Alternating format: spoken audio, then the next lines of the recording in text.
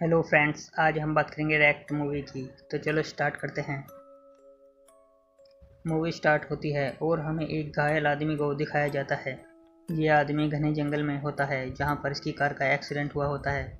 इसकी किस्मत अच्छी होती है कि ये जिंदा है, मगर इस कार का ड्राइवर और जो पीछे बैठे होते हैं वो सभी लोग मर जाते हैं।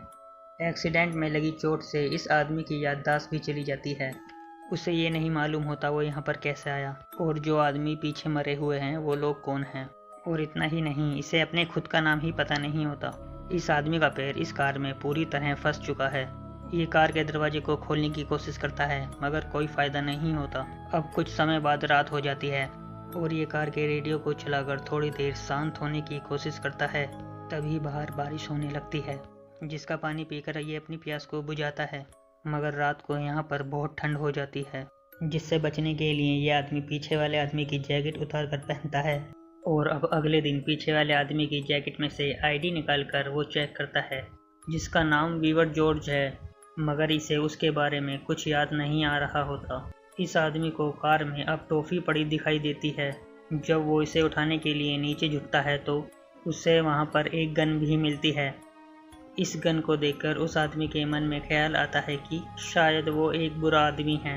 अब तभी बाहर उसे एक लड़की दिखाई देती है और वो उस लड़की को आवाज़ देता है, जिसके बाद में वो लड़की पास में आकर उसे पीने का पानी देती है। लेकिन हमें यहाँ पर ये पता चलता है कि वो एक सपना देख रहा होता है। अब जब रात हो जाती है तो रात में बाहर एक शेरनी ड्राइवर की लाश को खा रही होती है, जिसे देखकर ये आदमी उसे गोली मारकर यहाँ से भगा देता है। और अब अगला दिन होता है। वो जिस उम्मीद की मदद में यहाँ बैठा था वो नहीं होने वाली, जिसके बाद में वो एक बार फिर से पूरी कोशिश करते हुए इस कार के गेट को खोलने की पूरी कोशिश करते हैं और ज़्यादा ताकत लगाने से वो गेट खुल जाता है। मगर जब वो कार से बाहर उतरता है तो उसका पैर वहीं फंसे होने की वजह से वो वहीं फंसा रह जाता है, जिससे इस आदमी को बहुत ज़्यादा दर्द होता है। अब वो किसी तरह अपने पैर को निकाल लेता है। इस आदमी के पैर में काफ़ी गहरी चोट लग चुकी थी। अब उसे कार के बाहर एक आईडी कार्ड पड़ा हुआ मिलता है जिस पर रेमन प्लाजी लिखा होता है, जिससे इस आदमी को लगता है शायद इसका नाम रेमन प्लाजी है। जिसके बाद में वो आदमी अपने टूटे हुए पैर को लकड़ी से बांधकर प्लास्टर करता है। तभी रेडियो में से आवाज़ आती है कि बैंक चोरी में 3 लोगों की पहचान की गई है, जिनमें से एक आदमी रेमन प्लाजी है। इन तीनों ने मिलकर एक सिक्योरिटी सहित एक महिला की भी हत्या की है। रेमन उस कार की डिक्की को चेक करता है जहां पर उसे बहुत सारे पैसे दिखाई देते हैं। अब रेमन ये सोचकर कि वो चोर है और साथ में मर्डर भी किया है तो उसे यहाँ पर काफ़ी गुस्सा आता है। अब वो रेंगते हुए यहाँ से आगे बढ़ने की कोशिश करता है, पर तभी उसकी कार के पास एक आदमी होता है जो उसकी कार से पैसे निकाल रहा था। रेमन उससे मदद के लिए कहता है, मगर जब वो आदमी उसकी नहीं सुनता तो रेमन उसके बाद में उसे गन दिखाता है, मगर इस आदमी के पास उससे भी बड़ी गन होती है, जिसके बाद में वो पैसे लेकर चला जाता है। उस चोर के पैसे ले जाने के बाद यहाँ पर बहुत सारे पैसे होते हैं। अब रेमन को उसके सामने एक डॉग दिखाई देता है। जब रात हो जाती है तो रेमन इन्हीं पैसों से आग जलाता है और वो डॉग भी उसी के साथ में होता है। रेमन को अब जागते हुए भी वो औरत दिखाई देती है। अब जब रेमन उस औरत के बारे में सोचता है तो उसे लगता है शायद उस औरत का मर्डर इसने ही किया है। अब यहाँ पर अचानक से वही शेरनी आती है जो कार के पीछे बैठे आदमी के सर को काट कर ले जाती है। रेमन की दिमागी हालत खराब होने के बाद उसे ये औरत बार बार दिखाई देने लगती है, जिसके बाद में वो यहाँ से निकलने की कोशिश करता है। उसका पैर फ्रैक्चर होने की वजह से उसे यहाँ से रेंगते हुए जाना होगा। वो पास ही एक तालाब के पास पहुँचता है, पर वो देखता है कि इस तालाब का पानी बहुत गंदा है। इसके बाद में रेमन यहाँ पर मछली पकड़ने की कोशिश करता है, पर उसके हाथ में कोई भी मछली नहीं आती। अब वो रेंगते हुए यहाँ से और आगे बढ़ता है। उसे रास्ते में एक बैग मिलता है। इस बैग में पेन किलर और खाने और पीने के लिए बहुत कुछ होता है। अब जब रेमन कुछ खा रहा होता है तो वो डॉग भी रेमन के पास बैठकर उसे कुछ खाने को देने को बोलता है। रेमन एक डॉग लवर है क्योंकि उसके बचपन में एक डॉग पेट था, जिससे वो डॉग को भी अपने साथ कुछ खाने को देता है। अब वो रेंगते हुए फिर से आगे बढ़ने लगता है। ऑटो की गड्डी यहाँ तक पड़ी हुई थी। जब वो पास वाली गुफा में टॉर्च लगाता है तो उसे वहाँ पर एक मोबाइल पड़ा हुआ दिखाई देता है और वो जल्दी से जाकर मोबाइल को उठाता है, लेकिन इस मोबाइल में सिग्नल नहीं होती। और अब वहीं उसे उस आदमी की डेड बॉडी दिखाई देती है जो कार में से पैसे लेके भागा था। इसे देखकर रेमन यहाँ से जल्दी से भागता है। वो फिर से रेंगते हुए यहाँ से निकलता है। उसके बाद वो एक नदी के किनारे पहुँचता है।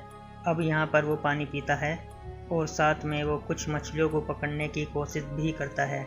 अब हम यहाँ पर देखते हैं कि इस डॉग से रेमन की काफ़ी अच्छी दोस्ती हो गई है। रेमन को एक बार फिर से वही लड़की उसे नदी के दूसरी किनारे पर खड़ी दिखाई देती है। इसके बाद वो नदी को पार करने लगता है। नदी में पानी का बहाव इतना ज़्यादा होता है कि वो पानी के साथ ही बह जाता है और वो पानी के साथ बहते हुए काफ़ी दूर चला जाता है। मगर जब वो नदी से बाहर निकलता है तो मोबाइल अभी भी उसी के पास होता है। वो फिर से यहाँ से रेंगते हुए निकलता है, जिसके बाद में अब जल्दी रात हो जाती है। रात होने पर वो एक गुफा में रुकता है। यहाँ पर वो देखता है कि कई सारे लोग उसे बचाने के लिए आए हैं और उन सभी को उस लड़की ने लाया है।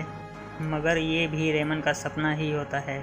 अब अगली सुबह होती है तो वो डॉग रेमन के पास फिर से आ गया होता है, जिसके बाद में वो यहाँ से आगे बढ़ता है और वो काफ़ी दूर तक रेंगते हुए जाता है। लेकिन इस बीच उसे ये पता चलता है कि वो फिर से वहीं आ गया है जहाँ पर उसका एक्सीडेंट हुआ था। रेमन के सामने फिर से वही लड़की आती है, जिससे वे तंग आकर लड़ाई करने लगता है। रेमन अब हार मान चुका है। अब वो यही सोचता है उसके पास अब दो रास्ते हैं, या तो वो यहीं रुके या फिर आगे बढ़ता रहे। और अब वो बिना सोचे समझे आगे बढ़ता रहता है। वो जल्द ही रेंगते रेंगते थक जाता है, लेकिन उसका डॉग यहाँ भौंकते हुए इशारा करता है कि आगे रोड आ चुकी है। अब रेमन फिर से रेंगते हुए आगे बढ़ता है, लेकिन उसके पीछे तभी वही शेरनी आ जाती है, जिसे देखकर रेमन जल्दी से रोड के दूसरी ओर चला जाता है। अब यहाँ रोड के किनारे रेमन को डेड बॉडी मिलती है। वो इस डेड बॉडी के पास में जाकर उसकी जेब में से आईडी कार्ड निकाल कर देखता है तो उसे यहाँ पर ये पता चलता है कि रेमन प्लाजी तो ये आदमी है, यानी कि मैं रेमन और चोर नहीं हूँ। तो आखिर मैं कौन हूँ? तो अब इस आदमी को हल्का सा यहाँ पर कुछ याद आने लगता है। उसे याद आता है कि वो अपनी वाइफ के साथ शॉपिंग करने गया था, जिसके बाद बैंक रॉबर्स ने उसे गन पॉइंट पर बंदी बना लिया था। लेकिन उसके सोचने के दौरान शेरनी यहाँ पर आ चुकी होती है, जो अब उसी की तरफ बढ़ती है, जिसके बाद में यह आदमी उस डेड बॉडी को उसके आगे कर देता है और वो शेरनी उस डेड बॉडी को लेकर यहाँ से चली जाती है। अब ये आदमी, जिसका नाम क्या है, ये उसे खुद को और हम लोगों को अभी तक नहीं पता चलता। वो फ़ोन निकालता है और नेटवर्क होने पर वो 911 पर कॉल करता है, जिसके अगले सीन में दिखाते हैं कि पुलिस उसे आकर बचा लेती है। ये आदमी पुलिस वाले से अपने डॉग को लाने के लिए कहता है, मगर जब ये पुलिस वाला उस डॉग को देखने के लिए जाता है तो यहाँ पर कोई डॉग नहीं होता। इससे हमें यह पता चलता है कि वो डॉग भी इस आदमी की एक इमेजिनेशन होती है, जिसकी मदद से वो खुद को ही गाइड कर रहा था। अब यहाँ से निकलते समय वो सीट बेल्ट को लगाता है। उसे ध्यान आता है कि जब उन चोरों ने इसे पकड़ा था तो उसने सीट बेल्ट लगा ली थी, जिसके बाद उसने कार के स्टीयरिंग को घुमाकर कार को आउट ऑफ कंट्रोल कर दिया, जिससे कार का एक्सीडेंट हो गया। अब जबकि इसने सीट बेल्ट लगा रखी थी तो ये बच गया था। बाकी सारे बैंक चोर मर जाते हैं। अब इसी के साथ ये कहानी यहाँ पर ख़त्म हो जाती है।